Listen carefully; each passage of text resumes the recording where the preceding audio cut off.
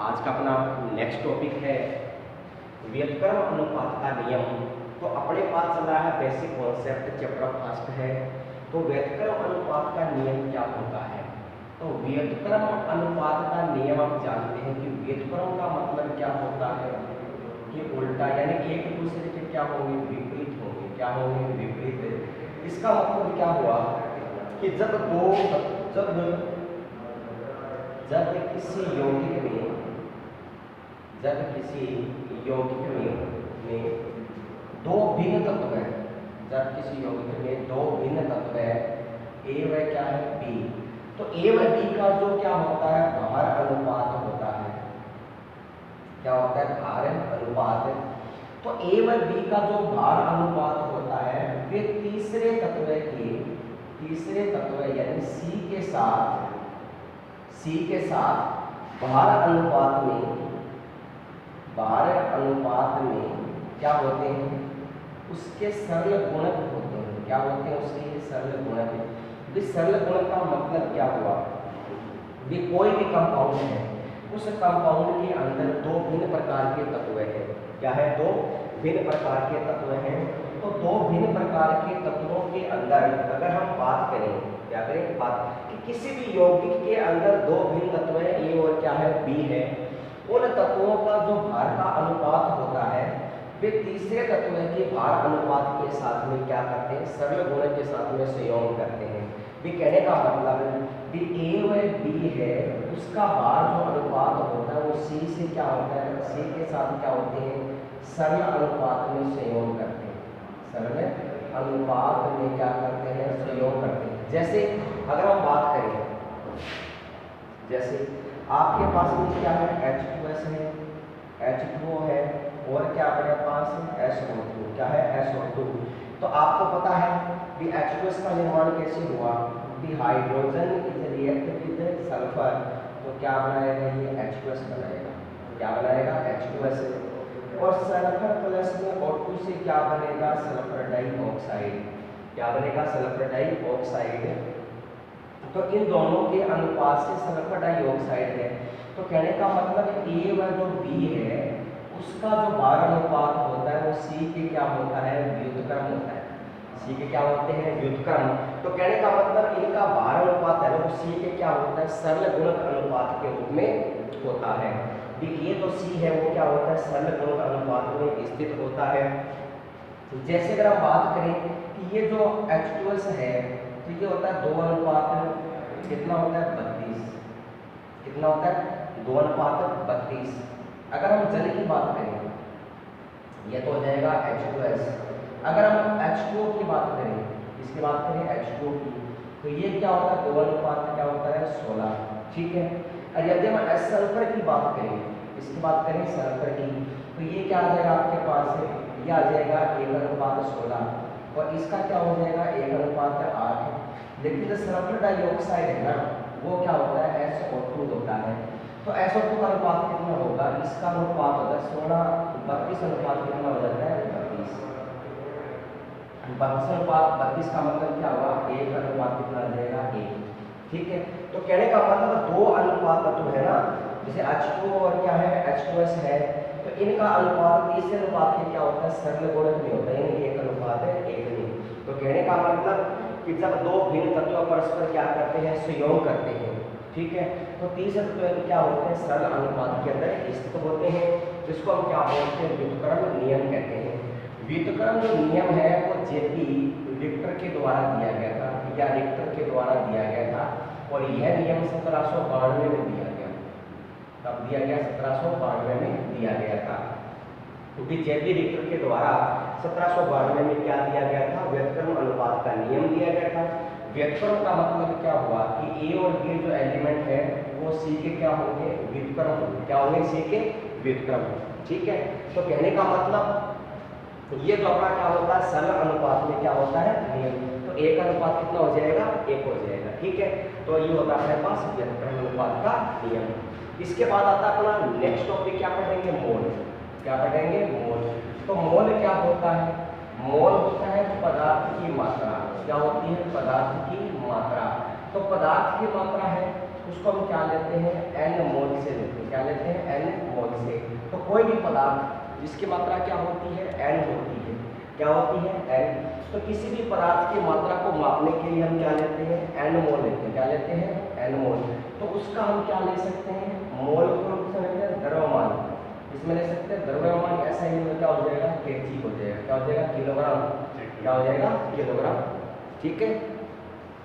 अगर द्रव्यमान लेकर किसी पदार्थ की इकाई के रूप में कहें तो किसी भी पदार्थ के लिए जो मोल होता है तो वो मोल क्या हो जाएगा कि उस पदार्थ की क्या हो जाएगी, मात्रा। ठीक है। और पदार्थ की उस मात्रा को हम किस में ले सकते हैं, कण के रूप में ले सकते हैं। किसके रूप में, कण के रूप में। जो पदार्थ की मात्रा का जो मोल होता है वो किसके रूप में आता है, अवोगाद्रो संख्या। किसमें आता है, अवोगाद्रो संख्या के रूप में आता है। किसके रूप में आता है, अवोगाद्रो संख्या के रूप में आता है। ठीक है। तो जैसे अगर हम बात करें तो एक मोल की डेफिनेशन क्या हो जाएगी कि किसी भी पदार्थ की जो कार्बन समस्थानिक होता है, कार्बन द्वारा क्या होता है, समस्थानिक। तो कार्बन के एक परमाणु में उपस्थित है उस कणों की संख्या किसके बराबर होती है, एक मोल के बराबर होती है। क्या होती है, एक मोल के बराबर। ठीक है। तो एक मोल का मतलब क्या हुआ कि कोई कंपाउंड है, क्या है, कोई भी कंपाउंड। जैसे अगर हम बात करें कि एक कंपाउंड के लिए अपने पास में क्या होगा, अगर एक मोल कॉपर अणु की बात करें, इसकी बात करें, एक मोल कॉपर अणु की बात करें तो एक मोल कॉपर, तो एक मोल कॉपर परमाणु है तो उस परमाणु में संख्या कितनी हो जाएगी, 6.023 गुणा 10 की पावर कितनी हो जाती है, 23। तो कहने का मतलब कॉपर का एक मोल है उसमें कितने अणुओं की संख्या हो जाएगी, 6.023 गुणा 10 की पावर 23। ठीक है। अगर हम बात करें कि एक मोल क्या हो जाएगा, एक मोल क्या हो जाएगा, CO2, तो उसमें कितना मान हो जाएगा, 6.023 गुणा 10 की पावर कितनी हो जाएगी, 23। यदि हम बात करें एक मोल क्या हो जाएगा, सोडियम आयन हो जाएगा, तो अणुओं की संख्या कितनी होगी, 6.023 गुणा 10 की पावर कितनी हो जाएगी, 23। यदि एक मोल इलेक्ट्रॉन की बात करें, एक मोल इलेक्ट्रॉन तो इक्वल टू कितना मान हो जाएगा, 6.023 गुणा 10 की पावर कितनी हो जाएगी, 23। ठीक है। तो ये किसमें आती है, ये आती है उसकी मोल की संख्या। तो कहने का मतलब ये सब किसमें आते हैं, मोल के अंदर आता है कि कोई भी पदार्थ है अगर उसकी मात्रा को लेते हैं तो वो क्वांटिटी किसमें आती है, पदार्थ के मोलों की संख्या में आती है। ठीक है। तो कहने का मतलब किसी भी पदार्थ के कणों की संख्या होती है उसको हम किस में प्रेजेंट करते हैं, मोल के रूप में, कणों की संख्या। तो कणों की संख्या है उसको किस में प्रेजेंट करेंगे, मोल के अंदर। तो मोल का मतलब क्या हुआ, मोल को प्रेजेंट करते हैं n से। और n का मतलब क्या होता है अपने पास कि पदार्थ का द्रव्यमान बटा क्या होता है, मोल द्रव्यमान, यानी कैपिटल N। तो हम ये कह सकते हैं कि पदार्थ का द्रव्यमान, पदार्थ का द्रव्यमान बटा क्या आएगा, पदार्थ का क्या आएगा, मोलर द्रव्यमान। क्या आ जाएगा, मोलर द्रव्यमान, यानी n इक्वल टू क्या आएगा, m अपॉन में क्या आ जाएगा, n। ठीक है। तो ये हो जाएगा अपने पास। तो ये क्या कह रहे हैं कि जो मोल होती है वो क्या होती है, अवोगाद्रो संख्या होती है। क्या होती है, अवोगाद्रो संख्या। तो उसको किसे प्रेजेंट करते हैं, Na से। और Na का मान कितना होता है, 6.023 की पावर कितना हो जाएगा, 23। कितना हो जाएगा, 10 की पावर 23। तो ये क्या होता है, मोल होता है। तो किसी भी पदार्थ के लिए हम क्या निकाल सकते हैं, उस पदार्थ के लिए हम क्या निकाल सकते हैं, मोल निकाल सकते हैं। उस पदार्थ में मोलों की संख्या में क्या निकाल सकते हैं, उसके आयनों की संख्या निकाल सकते हैं, उसके इलेक्ट्रॉनों की संख्या निकाल सकते हैं, उसके अणुओं की संख्या निकाल सकते हैं, उसके कणों की संख्या को निकाला जा सकता है। तो ये क्या होता है अपने पास, मोल। अब मोल के लिए अगर हम सांद्रता की बात करें तो सांद्रता क्या होती है, C। तो C इक्वल टू क्या होता है, N अपॉन में V। तो N क्या हो गया, मोलों की संख्या। अब मोलों की संख्या है तो पदार्थ में क्या हो जाएगी, आयतन। V क्या होता है, आयतन होता है। तो उस आयतन में कितने मोलों की संख्या है। तो सांद्रता को हम प्रेजेंट करते हैं तो सांद्रता की डेफिनेशन क्या होती है कि सांद्रता का मतलब होता है C, कि किसी भी निश्चित ताप पर, किसी भी निश्चित ताप पर विलयन में घुले हुए विलय पदार्थ के मोलों की संख्या क्या कहलाती है, सांद्रता कहलाती है। तो सांद्रता में क्या आ जाएगा कि पदार्थ का द्रव्यमान बटा पदार्थ का क्या आ जाएगा, मोलर द्रव्यमान। तो मोल को हम क्या बोलते हैं, अवोगाड्रो संख्या कहते हैं। क्या बोलते हैं, अवोगाड्रो संख्या। ठीक है। तो ये इसके बाद अपना टॉपिक है मोलर द्रव्यमान। क्या है? मोलर द्रव्यमान। और मोलर द्रव्यमान को कैपिटल एम से प्रेजेंट किया जाता है। ये मोलर द्रव्यमान क्या होता है कि किसी पदार्थ के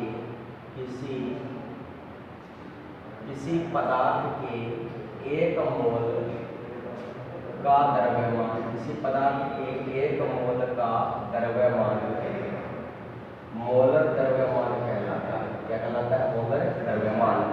तो मोलर द्रव्यमान है, इसके लिए हम बात करेंगे कि मोलर द्रव्यमान जो है वो ग्राम प्रति मोल के अंदर व्यक्त किया जाता है। मोल द्रव्यमान क्या होता है? ग्राम प्रति मोल होता है। जैसे अगर मैं किसी एग्जांपल के लिए बात करें कि अपने पास में क्या है? CO2। तो CO2 का यदि द्रव्यमान की बात करें तो कार्बन का कितना होता है? द्रव्यमान 12 होता है।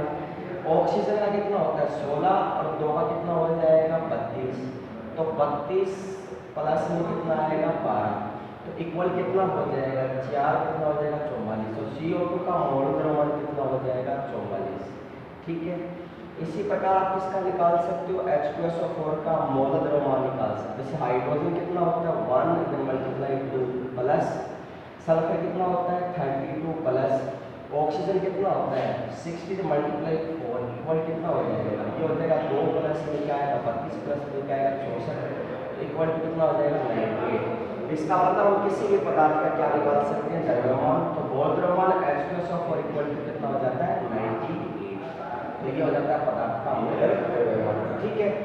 इसी प्रकार हमें किसका निकालना हो? HNO3 का निकालना हो। HNO3 क्या होता है? नाइट्रिक एसिड होता है।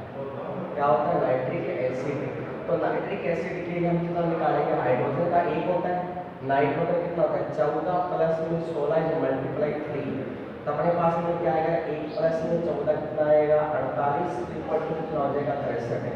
तो HNO3 के मोलर द्रव्यमान कितना हो जाएगा? 90 क्या हो जाएगा? 63। तो नाइट्रिक एसिड के लिए क्या निकाल सकते हैं? मोल द्रव्यमान।